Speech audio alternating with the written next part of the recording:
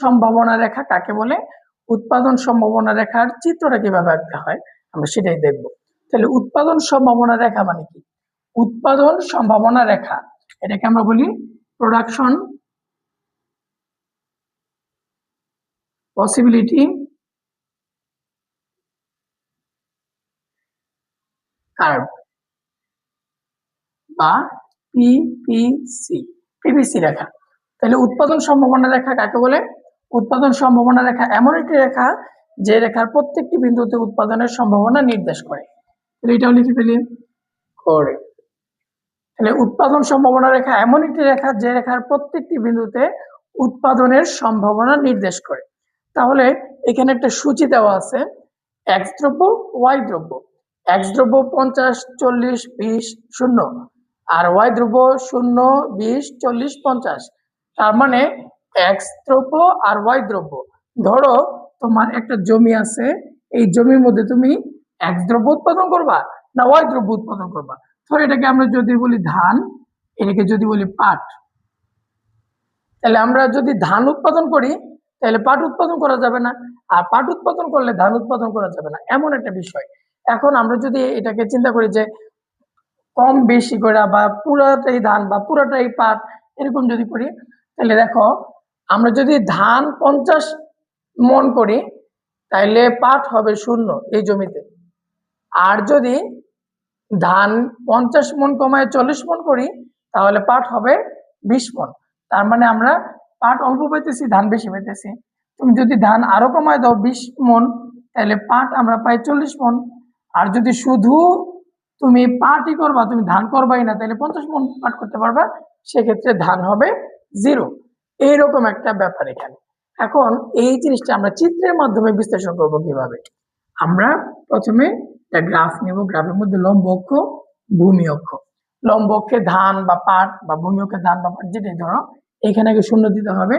এখানে আমরা ধরে দিলাম এক্স দ্রব্য, এখানে দিলাম ওয়াই দ্রব্য, এখানে দিলাম ধরো ধান লম্ব অক্ষে, ভূমি অক্ষে দিলাম পাট। তাহলে এখানে 50 পর্যন্ত দেওয়া আছে, তাহলে আমরা 10 10 করে ধরি, 10, 20, 30, 40, 50। 10, 20, 30, 40, 50। 10, 20, 30, 40, 50। 10, 20, 30, 40, 50। এইভাবে আমরা সংখ্যাগুলি নিতে পারি। এখন বলো x যখন 50, y তখন কত? 0। x যখন 50, y তখন 0, তাহলে আমাদের বিন্দু হবে এইটা। x যখন কমে 40 হয়েছে, y তখন বেড়ে 20 হয়েছে। x যখন কমে 40 তখন y বৃদ্ধি পেয়ে 20, বিন্দু হবে এইখানে, এই বিন্দু।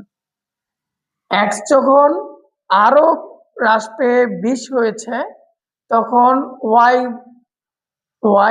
x যখন হ্রাস পেয়ে 20, y তখন বৃদ্ধি পেয়ে 40। x যখন 20, y তখন 40, তাহলে বিন্দু হবে এইটা। x যখন 0, y তখন সর্বোচ্চ 50, যা এই বিন্দুতে নির্দেশ করে। তাহলে আমরা কি করব? এই বিন্দুগুলি এখন যোগ করে দেব।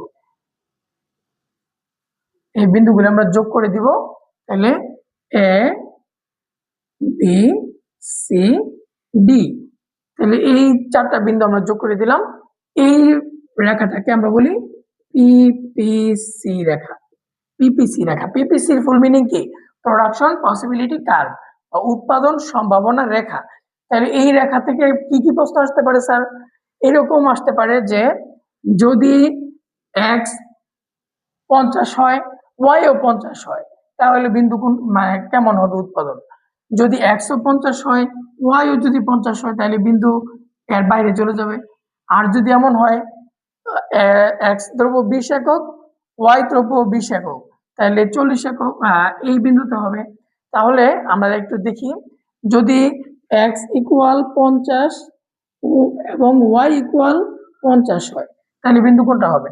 x ইকুয়াল 50, y ইকুয়াল 50, তাহলে আমাদের এই রেখার এই উৎপাদন সময় রেখার বাইরে চলে যাবে।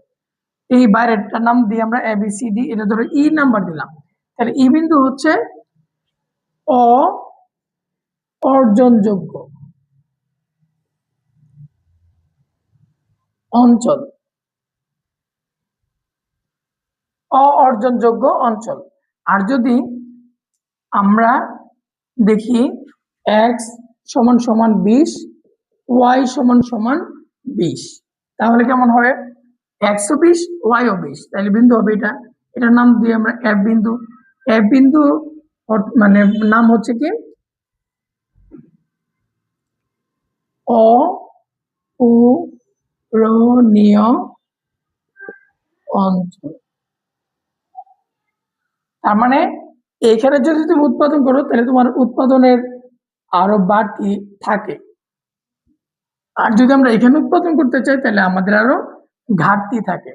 তাহলে আমরা যদি এ বি সি ডি বিন্দুতে উৎপাদন করি তাহলে আমাদের উৎপাদন কোনো না কোনো ভাবে ঠিক থাকবে, কিন্তু যদি আমরা এই রেখার বাইরে চলে যাই এই বিন্দুতে তাহলে সেটা হবে অর্জনযোগ্য, যেটা আমাদের সামর্থ্য নাই। আর যদি এ বিন্দুতে উৎপাদন করি তাহলে উৎপাদন আরো কি থাকে, বাড়তি থাকে, যে আমাদের আরো এতটুকু উৎপাদন করতে পারবো, আমরা এর চেয়ে কম উৎপাদন করতেছি, এটাকে বলে অপূরণীয় অঞ্চল। তাইলে আমরা আশা করি বুঝতে পারছি।